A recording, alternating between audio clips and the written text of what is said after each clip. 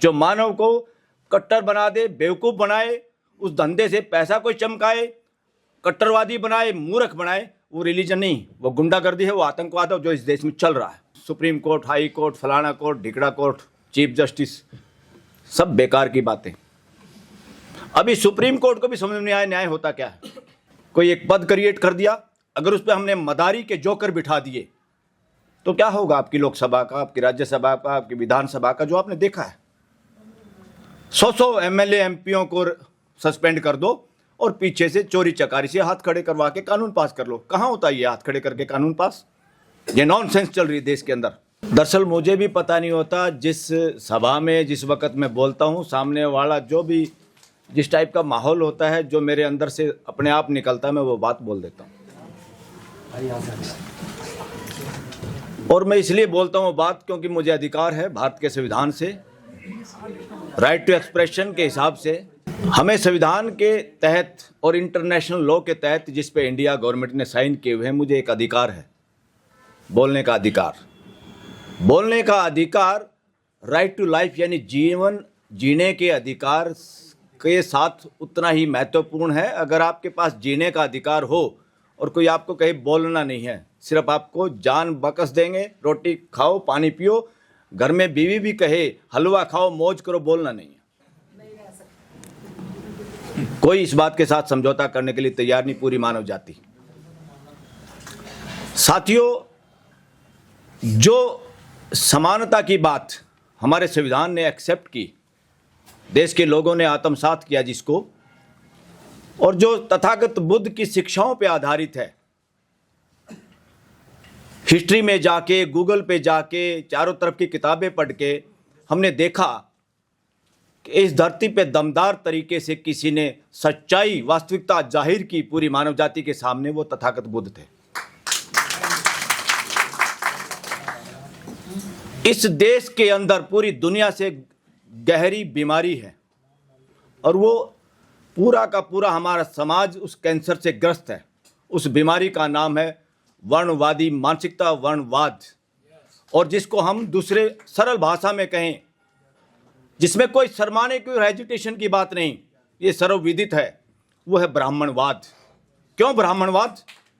क्योंकि इस बीमारी का मौज लेने का जो ठेका जिसने लिया है, या जिसको इससे मौज मिलती है, जो इस शोषण पे आधारित होकर जिसका घर बार फूल रहा है, जिंदगी नहीं फल फूल रही उसकी, सिर्फ उसका जुगाड़ उसका कि मैं ही बड़ा हूँ, वो मानसिकता, वो दूषित मानसिकता, वो आज घर घर में घर कर गई है।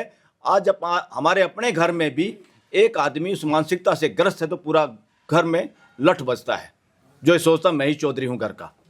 और ये मानसिकता पूरे समाज में, इस देश में और हमारे पड़ोसी देशों में भी वो फैली। और अब ये लोग इतने पैसे में, ताकत में अंधे हो चुके हैं, पूरी धरती के विभिन्न देशों में जाके जड़ें फैला रहे हैं आरएसएस के जरिए। फ्री एंड फेयर इलेक्शन पे जो आप मुद्दा रखा आपने, फ्री एंड फेयर इलेक्शन तो जब होगा जब सबसे पहले मैं ये समझता हूं कि मैं ऐसा ही हूं जैसे 140 करोड़ है। न केवल 140 करोड़ है, 800 करोड़ इस धरती पे जो लोग रहते हैं वो मेरे जैसे हैं। और जब मैं समानता की बात सोच लेता हूं, मुझे समझ में आ जाती है, खाली पढ़ने से नहीं, अनुभव करने से। जब ये समझ में आती तो मेरा हर काम उस पूरे परिवार के भले के लिए होता है। 140 करोड़ के लिए और 800 करोड़ के लिए मेरा जो भी काम होता, तब मैं फ्री होता हूं, तब मैं फ्री एंड फेयर इलेक्शन की बात कर सकता हूं, उससे पहले नहीं। यहां कुछ लोग कहते हैं, बाहर भी बहुत सारे लोग कहते हैं कि भाई अब सत्ता बहुजनों के पास होनी चाहिए। भाई किसने रोका है? आज तक किसने रोका है? सत्ता का मानवता से कोई मतलब नहीं है। सत्ता को जूते मार के तो संविधान आया है। राजशाही, तानाशाही, ये क्या है? ये सत्ता है। सत्ता मानवता नहीं है। सत्ता को तो जड़ से मिटाना होगा, पूरी मानव जाति को, पूरी धरती पे। वो सत्ता ही है जो किसी अमेरिकन राष्ट्रपति को अपने आप को चमकाने के लिए किसी राष्ट्रपति को रात को गिरफ्तार करके अपने देश में ले जाती है। वो सत्ता का नशा ही है कि कोई भी आदमी उसके खिलाफ बोलता है तो तुरंत इनकम टैक्स और ईडी उसके घर पहुंच जाती है। तो सत्ता गुंडागर्दी का नाम है, सत्ता लोकतंत्र नहीं है। बहुमत का नाम लोकतंत्र नहीं है, बहुमत का नाम गुंडागर्दी है। जिसके पास 4 लठ, जिसकी लाठी उसी की भैंस, तो चलता आ रहा कोटेशन।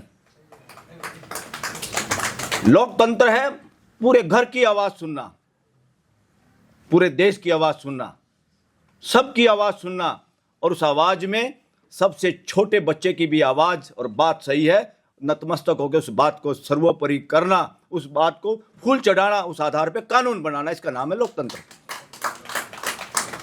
ये पार्लियामेंट में एक स्पीकर, एक सभापति नाम का कोई एक पद क्रिएट कर दिया, अगर उस पर हमने मदारी के जोकर बिठा दिए तो क्या होगा आपकी लोकसभा का, आपकी राज्यसभा का, आपकी विधानसभा का, जो आपने देखा है।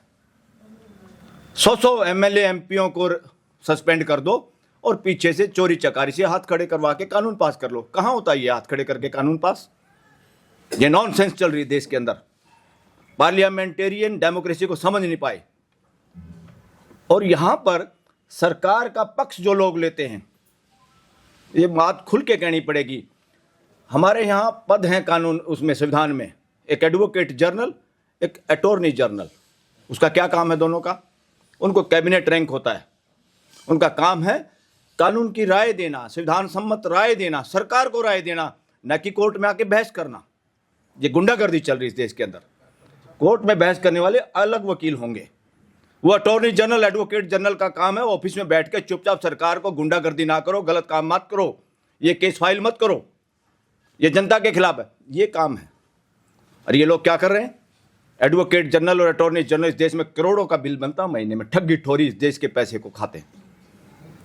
और यहाँ के हम भी पार्टी की तरफ से कोई वकील किसी का एजेंट नहीं होता, ये कानून है। हम सिर्फ अपने एक मुवक्किल की बात रखते हैं, और हमें कानून के दृष्टि से जज की आंखें खोलनी होती है। भाई देख सुन, कानून ये है, समझाने में उसकी मदद करते हैं दोनों पक्ष, ताकि जज एक अच्छा फैसला दे पाए, कानून सम्मत फैसला दे पाए। हो क्या रहा है? आप वीडियो रिकॉर्डिंग देखो, अब सरकारी वकीलों की, सुप्रीम कोर्ट की देखो। यहां सॉलिसिटर जनरल है मेहता, आता है गुजरात से। वो अपने आप को खुद ही प्राइम मिनिस्टर और गृह मंत्री सोचता है, वकील बाद में सोचता है। वो किसी के हेलो हाय नहीं लगता कर लेता, और सुप्रीम कोर्ट की वोटिंग करा लो, भारी भारी मतदान से उसको बहुत ही 2-4 वोट आएंगे कि वो एक अच्छा इंसान है। तो वकील अच्छा होने का मतलब ये नहीं आप टेढ़ी मेढ़ी बात करें। सबसे पहले हर चीज अच्छी होने के लिए अच्छा इंसान होना जरूरी है। और साथियों, न्याय, न्यायाधीश, न्यायालय, उच्च सुप्रीम कोर्ट, हाई कोर्ट, फलाना कोर्ट, ढिकड़ा कोर्ट, चीफ जस्टिस, सब बेकार की बातें। अभी सुप्रीम कोर्ट को भी समझ में नहीं आया न्याय होता क्या है। क्यों नहीं समझ में आया? उनको संविधान समझने की जरूरत नहीं है, उनको सिर्फ प्रीएम्बल समझने की जरूरत है। या तो समझ में नहीं आया या समझना नहीं चाहते। प्रीएम्बल में क्लियर कट लिखा है 3 तरह का न्याय सबको मिलना है। उस न्याय की का प्रमाण क्या है? भाई न्याय मिला है कि नहीं मिला? प्रमाण प्रीएम्बल में लिखा है, प्रमाण है फ्रेटर्निटी इन द कंट्री। घर में 2 भाइयों का झगड़ा है, 2 पड़ोसियों का झगड़ा है, 2 समाज का झगड़ा, 2 गांव का झगड़ा है, 2 देशों का झगड़ा है, 2 स्टेटों का झगड़ा है। अगर आपका न्याय उसी माहौल में उनके संबंध बरकरार नहीं रख सकता तो आप फैसले कर रहे हैं न्याय के आसपास भी नहीं है, न्याय को आप समझे भी नहीं है। असली टारगेट ये है इस देश में न्याय का कि 2 भाई झगड़े में आए, एक को जिता दिया डिस्ट्रिक्ट कोर्ट ने, वो अपील में चलेगा, हाई कोर्ट ने दूसरे को जिता दिया। सुप्रीम कोर्ट में जब तक फैसला है दोनों ही मर गए। क्या है न्याय? क्या अन्याय की गुंडागर्दी चल रही देश के अंदर। न्याय का मतलब है समाज को जोड़ना अपनी इंटरप्रिटेशन से। पार्लियामेंट का कानून, विधानसभा का कानून, सुप्रीम कोर्ट का फैसला, आपका व्यापार, आपकी नौकरी अगर समाज में हार्मोनी पैदा नहीं करती, आज का काम भी, आज अगर हम यहाँ बैठे हैं, हमारे यहाँ बैठना अगर सार्थक तभी है अगर हमारे बैठने से समाज में हार्मोनी और समझदारी बढ़ती है तो हमारा यहाँ सार्थकता है, वरना हमारी भी बकवास है। हर काम को हम माप सकते हैं कि हम कितना योगदान कर रहे हैं और किस तरह की जिंदगी जी रहे हैं। साथियों, तथागत बुद्ध से बेहतर एनालिसिस कोई आदमी नहीं कर पाया आज तक कि मानव पैदा होकर मरते दम तक क्या चाहता है और कैसे एक अच्छी जिंदगी जी सकता है। उस रास्ते की रिसर्च जो बुद्धिज्म के जरिए उन्होंने मानव जाति को दी है।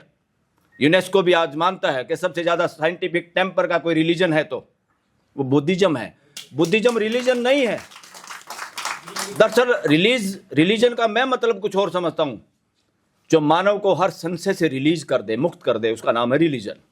जो मानव को कट्टर बना दे, बेवकूफ़ बनाए, उस धंधे से पैसा कोई चमकाए, कट्टरवादी बनाए, मूर्ख बनाए, वो रिलीजन नहीं, वो गुंडागर्दी है, वो आतंकवाद है जो इस देश में चल रहा है रिलीजन के नाम पे। हमारा कॉन्स्टिट्यूशन कहता है सबको साइंटिफिक टेम्पर का बनाना है अपने लोगों को, ताकि वो पर्सन पूछ सकें, किसी बात को आंख मिच के फॉलो ना करें। ये तो तथागत बुद्ध चाहते थे कि भाई मेरी बात भी मत मानो, पहले परखो, जांचो। इसलिए आस्था और ये आस्तिकता और नास्तिकता दोनों बकवास शब्द है, इनका कोई मायने नहीं है, ड्रामेबाज शब्द है। ये पूरी मानव जाति को गुमराह करने वाले शब्द हैं। असली शब्द है वास्तविकता।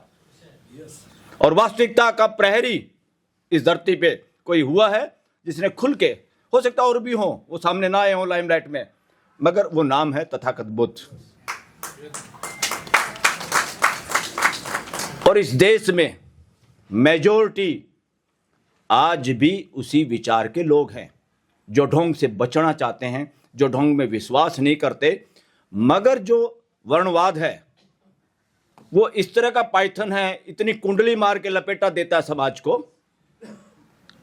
और इस देश की जुडिशरी और इस देश की सत्ताएं, जिनको सत्ताएं कह रहे हैं, कभी हार्ड वर्णवादी रही हैं, कभी सॉफ्ट वर्णवादी रही हैं, मनुवादी लोग सरकारों में रहे हैं। पूरे मीडिया पे मनुवाद का कब्जा है और ज़्यादातर हाई कोर्ट और सुप्रीम कोर्ट के अंदर भी ज़्यादातर जजों की मानसिकता या ज़्यादातर जज वर्णवादी मनुवादी मानसिकता से ग्रस्त हैं। इस बात को मैं सुप्रीम कोर्ट के अंदर से बोलता हूँ। अगर नहीं हो तो कोई चैलेंज करे भाई। बहुत सारे अगर सुप्रीम कोर्ट के जजमेंट को हम रिसर्च करके चेक करें और ये देखें जज कौन था, क्लाइंट कौन थे और फैसला कैसे आया है। और उसी तरह के केस में अगर क्लाइंट चेंज था, जज चेंज था, तो फैसला कैसे आया। ये कैसे होता है? कॉमन लॉ कंट्री में नहीं हो सकता। जहां एक समान न्याय लागू करना है, ये नहीं हो सकता। मगर ये गुंडागर्दी इस देश की सुप्रीम कोर्ट में सरेआम चली है। और आज कुछ लोग बोलने वाले हो गए। जो लोग पीड़ित समाज है, जो लोग सोचने वाले समाज है, वो यहां तक पहुंच गए गलियारे के अंदर। और मुझे इस बात का खुद फक्र है कि सोशल मीडिया के लोगों को इस बाउंड्री के अंदर घुसाने का थोड़ा सा प्रयास जिसने किया वो आपके सामने है, जो सोशल मीडिया को अंदर लेके गया। सोशल मीडिया का पहले जिस दिन आदमी आया, लड़का, वो डरता था सुप्रीम कोर्ट में जा कैसे सकता हूं। जब गेट पे मैंने कहा तुम किसी से मत पूछो, सीधे आ जाओ। बोले कैमरा मेरे पास है।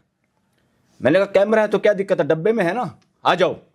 मगर क्या होता है, चोर के मन में मोर, और डरता आदमी। शक्ल पहचान लेते फिर पुलिस वाले भी है, कोई जैसे बिना टिकट वाले को भी पहचान लेते ना, टिकट चेकर। उसको पहचाना, उसे पूछा भैया क्या है। बोले सर मैं तो पत्रकार हूँ। कहाँ जा रहे हो? अंदर जा रहा हूँ। पास दिखाओ, कहाँ है तुम्हारा पत्रकार वाला? वो तो नहीं है मेरे पास। फ़ोन किया मेरे को। अरे मैंने क्या ये क्लाइंट है, अंदर आने दो इसको।